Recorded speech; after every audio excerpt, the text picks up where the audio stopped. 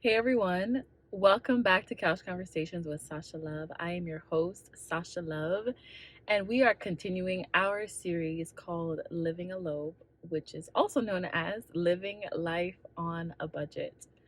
So, for those of you who have already checked out the first two episodes, thank you so much, and hopefully, the gems that were in those videos were helpful for you.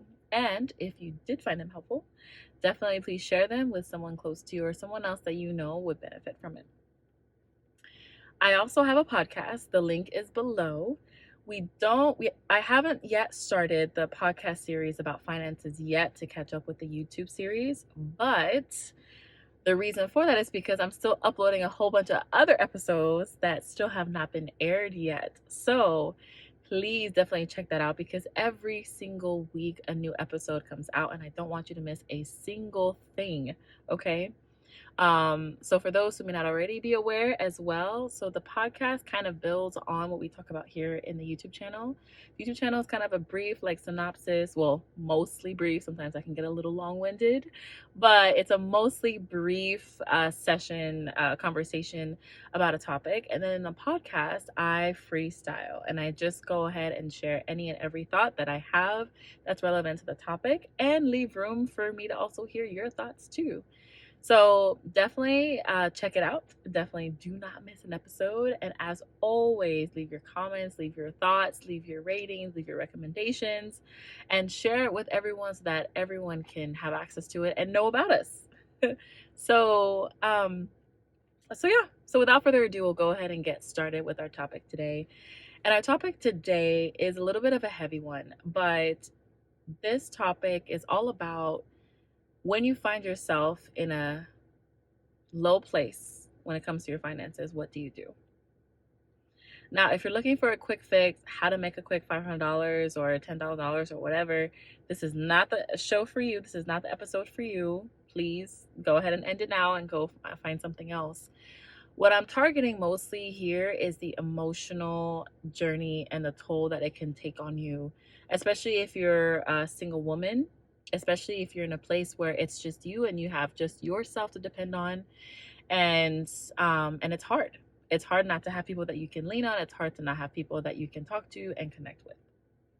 So, what are some things that we can do? What is it like to be in that space? And is there hope for us to get out of it? Is there hope for us to be in a better place? So, first, I just want to be very, very transparent about some of the challenges and emotions that I feel when I've been in places where I'm in a deep financial place. And what I mean by that is you're living paycheck to paycheck and I'm not sure how to cover everything. I'm not sure how to cover all the expenses that I have. I'm not sure where the resources are coming from. And either I am in a place where I don't feel comfortable asking people around me or I'm unable to for whatever reason. In those spaces, it's very easy and tempting to get depressed. It's very easy and tempting to just sink into a dark place, to feel emotionally defeated, depleted, to feel anxious, to feel worried, to feel scared. You know, in a world that thrives on money, in a society that depends on money, in a system that runs on money, it can be very scary to find yourself in a place where you don't have enough. And the emotions that come with that are very, very complex. And a lot of it, at least for me, stemmed from a place of feeling as if I don't know what the future holds. I don't know what tomorrow holds. I don't know if something were to happen to my car or to where I live or to I've run out of groceries, then what? What's going to happen? The first thing I want to do if you're in that place right now where you're feeling a lot of those emotions, and I say that with genuine empathy because I have been there. In some places, I still feel like I'm there. So, the advice I'm giving you are things that I have put into practice and I am putting into practice and learning to continue to put into practice for my own personal journey. So, first, I want to encourage you. And the verse that I often think about is a verse in the New Testament. Don't quote me on the chapter and the verse, but is where God takes care of, like, He clothes the flowers of the field and He takes care of the sparrows. So how much more will he take care of you, a creation that he intentionally molded by hand? And while it may not immediately give you a sense of comfort and peace to hear that, I want to encourage you and reassure you that no matter how rough and challenging and difficult things look like right now, that you are cared for. You are cared for deeply and beyond what you ever thought possible. You matter. Your emotions, your thoughts, your hopes, your dreams, your needs, they matter. And right now in this space, where you are right now, I encourage you not to fall into temptation to believing that this is what you deserve, that this is what life is always going to look like for you, that this is what you're meant to experience, and that you're being punished in some way. I highly encourage you, I strongly encourage you not to fall into that pit, because it could not be further from the truth. The lack of money you may have now, the lack of abundance that you have now, let that not be used as a measure of how worthy you are, because it's not. You are inherently worthy, you are inherently loved, and you are inherently cared for and looked out for. You matter. Things will get better. God will provide, and you will see the light at the end of this tunnel.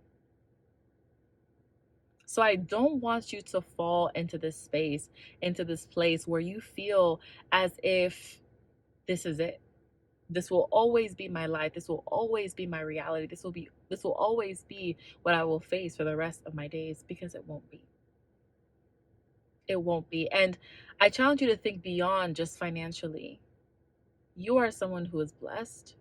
You are someone who's valuable.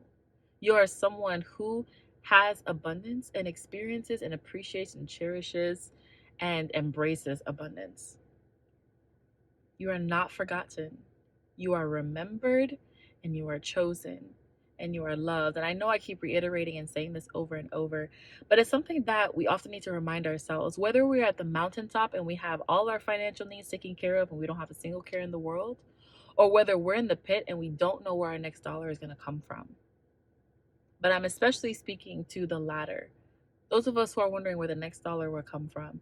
And I want to tell you right now that it's important now more than ever for you to remember who you are, to remember even more so who God is and how capable He is in working in your life. And I personally will be praying over you. I will personally be submitting to God for you to be reminded of His goodness and grace and power. And to be reminded that even in this moment, the best is yet to come. Even in this moment, you will overcome. Even in this moment, you will learn how, and you will see, you will not only learn, but you will also see how God has always been working in the background, in and around your life. This moment will not last forever. This moment will not last forever. You are worthy, you are loved, you are cherished, you are chosen, and you are remembered. And the only thing I hope you also remember when you get out of this season is how great God is, and how He only proves how much He loves and looks out for you. So as hard as it may be, even in this season where the first thing on your mind is money and all the things that you may need to purchase with that money and need to take care of with that money, I challenge you to take a moment to look around you at the things that God is doing that reminds you of His love, His grace, and compassion over you. For you to remember all the ways that He has come through for you. For you to remember the good things that He's worked not only in your life, but the lives of your children, your spouse, your family, your friends, whomever. And don't lose sight, just like Job, do not lose sight of how great God is. If you need to take this time to cry and scream and kick and yell and be angry at God, then do it.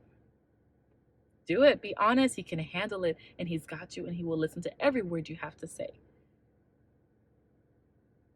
Yet through that, also remember who He is. And like Job, let everything that was ever taken from you, or in every space that others may have believed that you lacked in, may you be restored 10 times, 12 times, 100 times more than you ever thought possible. Until next time, take care. Bye. Pop your melon, girlfriend.